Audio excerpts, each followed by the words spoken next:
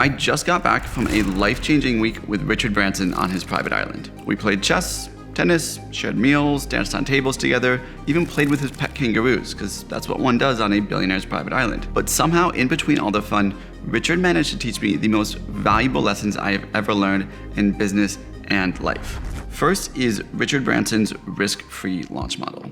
Now, if you don't know, Richard Branson has launched over 400 companies. I actually cannot think of another entrepreneur that is more prolific. He's launched record labels, mobile companies, airlines, cruises, you name it, the man has done it all. And I've launched a fair share of businesses myself, but nowhere near 400. And so I was very eager to grill Richard on his process because I want to understand, how does Richard actually launch these businesses with very little risk and yet still get these multi-billion-dollar outcomes so regularly? Turns out it's so simple, it's kind of genius. And when you spend time with Richard, you do learn that he's brilliant, he's incredibly smart, but I think what's actually so smart about him is the way that he keeps things very simple. Nothing I learned on the island was stuff that I said, wow, if I was a master's graduate from Stanford, then maybe I could do that. I was like, no, this is stuff that I can do immediately, you can do, anyone can do. So the first step of Richard Branson's risk-free launch business model is find a big problem that deserves to be solved. If there was one thread that connects all of Richard's businesses, it's that whether it's airlines overcharging, stuffy record labels, Richard always focuses on a problem that is already existing. So he's not trying to build a solution and then go find a problem to solve. He's looking around and saying, hey, this business already exists, but the customers are not happy. There's a problem in the business model, and I think there's room for opportunity. I thought this was really important because he's generally not the first mover in a space. He looks to see demand that's being maybe fulfilled poorly by the existing players, and then he swoops in.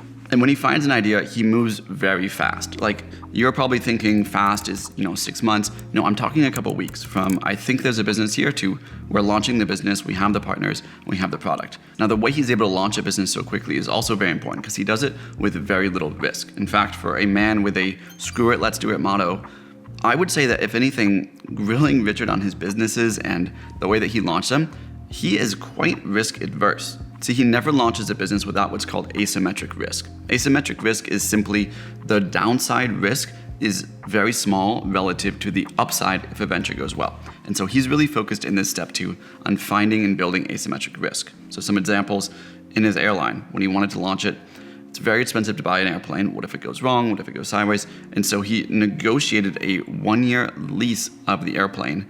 And on top of that, he negotiated that if the plane was more valuable after the 1 year and they wanted to sell it back, they would actually profit from the value of the plane going up. He even went farther and said if the currency fluctuation, because it was a plane bought in the US but paid for in British pounds, if the currency ended up being in the favor of the airline, Richard would also profit from that. So he was really outlining the contract, understanding how can we get this risk as low as possible and still allow us to enter the business. For his music business, same thing. He didn't actually start his music business buying CDs or buying records and then selling them in a store. It started as a mail order business, and he would only buy the records after customers paid for the product. So his goal in step 2 is always the same. Find a way to minimize or completely eliminate the downside of a failure while making sure the upside of your success is essentially uncapped. This is a simple step you can do in any business, from software to health tech, you name it. Now, third, find technical experts. In every business example that I've found, Richard doesn't actually launch the business until he finds a technical expert that understands the business better than he does. He usually is looking for the best in the business that he can poach over and have them run this new venture. So in this way, Richard's role is actually less of a doer and more of an architect. He's finding an idea, minimizing the risk, and then getting the technical experts together that can actually launch the business. And if he doesn't find the right people, he doesn't launch the venture. This is really critical. Businesses are just run by people, and so you have to find the right people. And then the fourth step, the step that Richard is probably the most known for and the most famous for, which is get on the front page. He had a quote that he told me, which is basically, whenever he launches a business, he wants to make sure that the business ends up on the front page of the newspaper, not the last page. And so how do you do that? Well, this is where all of Richard's magic stunts come in. Whether it's sailing across the oceans, taking a hot air balloon across the world, these stunts were not just a billionaire playboy's fantasies. These were things that he was doing to put the business on the front page. These were business events. He was making sure that when he launched a new business, he would always do a big stunt to get it on the front page. And even though the news has changed these days, this sort of viral marketing obviously still works. Many of the best startups today are running a similar playbook to actually get their first customers quickly and scale the venture. And with that, that's actually the full 4-step process that Richard uses to launch businesses. By combining speed, low risk, and technical experts with a big splash, you can make this very repeatable, and it's how he's been able to launch his businesses so quickly. But there is one more thing that he does to give it sort of the Richard special sauce. And if you are on your path to becoming successful, you're in this sort of mode where you're grinding and working hard, I think you need to hear this, because right now there's this whole hustle culture movement online. It's the grind set, work until your hands bleed. And if I'm being honest, I think we've taken this mindset a bit too far. And there's a lot of talk, rightly so, about success and hard work are maybe directly correlated. And if I'm being honest, like this is how I've looked at business too for maybe the last 20 years. I've made videos on this channel basically outlining that what I think the number one key to success is sacrifice. And as a result, frankly, I've always had this tension because I do business not because I love the act of business, but because I love what business does for me. So I've always had this tension where the things that I want to do are maybe over here and the business is over here. And I'm constantly trying to balance how much of my life do I pour into business before I do the things that I want to do and vice versa. And so I'm constantly making that trade-off. And frankly, I think I was just wrong. I think I've been wrong for basically the last 20 years. Richard showed me that it doesn't actually have to be this way. So Richard runs his businesses in a very specific way where the life that he wants to live and the work and business that he is doing are so aligned that there is no sort of tension between what he wants to be doing and what he's actually doing. It's this sort of all energy and flow goes in one direction because he's very intentional about the way that he builds his businesses. And I was really curious about how he pulled this off because, as I've mentioned, there's been a massive weakness in my own journey, and it's not the way I want to spend my next 20 years. I want to have fun building things. And so I studied Richard the whole week, and I was watching him, kind of seeing what he's doing, and I realized that he has this prompt basically running through his head at all times, which is whenever he's in a room, one of the first things you realize he's asking himself is, how can I make this more fun? So a few examples. When we played poker, he had some special house rules that just make the game a little more fun. When we played tennis, yeah, it starts off serious, but it devolved into these giant rackets, 20-on-20 games. Again, just more fun. We had a sushi lunch, but sushi doesn't just arrive on trays, it arrives in kayaks floated along by mermaids. And so every moment, Richard is just asking himself, how do I make this more fun? How do I make this business more fun? How do I make this environment more fun? And while these are kind of, social examples, Richard really applies this to his businesses. And so the people he hires, the way that he runs and the stunts that he does, the actual business that he gets into, everything is kind of through this lens of how do I make this more fun? And what's cool is when you make things more fun, people actually want to work harder. So it's not like you are slacking off, maybe working less hours. You might still be quote unquote working hard, but the work is fun and so people want to do it. And you don't feel like you're sacrificing your life to get to what you want. And so I've started asking myself a few questions that I think you should too if you are in business or want to be. First, how can I make this more fun? Whether it's a business, an environment, just I'm at dinner with friends, I'm asking myself, how do I make this more fun? But on top of that, I'm asking myself specifically for hires, will this person I'm hiring make the business more fun or less fun? Will they make the team more fun or less fun?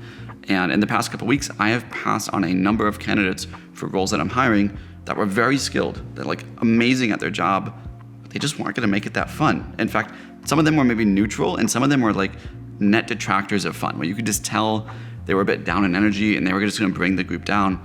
And in the past, I would have hired those people because they're so good, but now I recognize the sort of unspoken cost of hiring someone like that, which is you yourself don't enjoy the business as much. And maybe to take that a step farther, I'm also asking, will this new product line make things more fun? Will this new venture make things more fun? And so I've really started filtering what I do through this lens. But now I want to talk about my third lesson, because I think actually the third lesson is the one that has been the most life-changing for me, and it's caused the most immediate change in the way that I behave in my own life. So I want to share it with you. And so to give you some context, you know about Richard Branson, you know about all his stunts. If you've never met the guy, you would probably think he's a massive extrovert. He just lights up the room, he's that guy. Let me tell you, Richard is not that guy. When you spend time with Richard, he's actually quite shy in nature. He doesn't actually like hogging the spotlight. He doesn't like standing up in front of the crowd. And this took me quite by surprise because I'm an introvert myself. I'm not the kind of guy that's naturally in front of the crowd. And so it was very cool to see Richard is like this as well, but also I wanted to understand, how did he become who he is given this? And it turns out when he was a kid, his mom would tell him all the time, Richard, it's selfish to be shy. Because when you're shy, you're only thinking about yourself. You're not thinking about the others in the room. You're not thinking about how can you make their life better. You're only thinking about sort of your own fears and insecurities. And it's one thing to say that, but I can tell you, being on the island, what I saw over and over again is actually Richard in his 70s, pushing himself out of his comfort zone to make the room more fun, to make someone feel more included, even though he's shy, because he doesn't want to be selfish. And this got me asking myself, like, where in my own life am I being selfish? I would say to you, if there's that girl that you want to ask out and you don't ask her out, you're being selfish. If there's that business that you want to start and you don't start it, you're being selfish. I believe anytime you're holding yourself back in life, you're not just being timid, you're being selfish. And so on my last night on Necker Island, I was actually sitting in the hammock just watching the sunset over the ocean. And I was thinking about sort of this crossroads that I'm at, where there are so many businesses that I want to start, but I haven't started because of the perceived hassle. There are ventures that I want to be a part of, but my life's really good. I don't work right now. I just make videos when I feel like it. And the conclusion that I've landed on for myself is that I am in this incredibly unique position where I'm young, I have all the capital I need, I have all the resources, all the network, all the connections, and skills to make incredible things happen. And the fact that I'm not is actually incredibly selfish. And so on that night, I made a vow to myself. Listen, Michia, it's time to get back to work. No more holding back, no more being selfish. And I gotta tell you, I came back and I'm so fired up. There are so many ideas that I'm gonna build, so many things that I wanna launch. And what gets me most excited is actually I'm gonna be following this exact playbook. I'm gonna be doing these 4 steps. I'm gonna be making these businesses fun. I'm gonna document the whole journey. So if you're not subscribed here, you should, because some awesome things are coming and I can't wait to show you guys.